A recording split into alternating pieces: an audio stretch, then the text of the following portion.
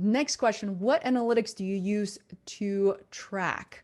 The analytics I tend to look at are over here, right? It's overwhelming. That's a great question. As you're growing your channel, what should you be paying attention to? Yes, you care about subscribers, but also under reach. So there's this second tab right here. There's something that's really interesting.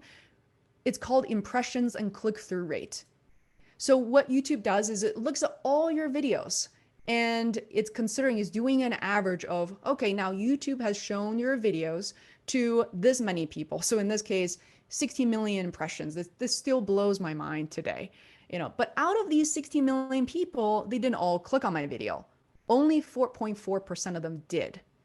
So now this as an average, if you're wondering, on YouTube, on average, it's about 3 to 5%. So I'm basically right in the middle. The higher the click-through rate, the more likely YouTube it is to recommend your videos to other people.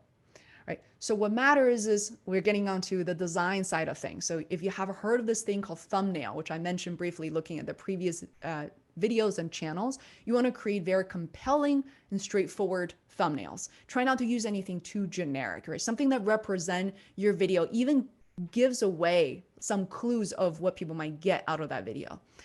So there's that. And here is a funnel. I love this design of the funnel because it really helps us visualize. Out of 16 million impressions, turns out, this is the number of people who end up watching, views from these impressions.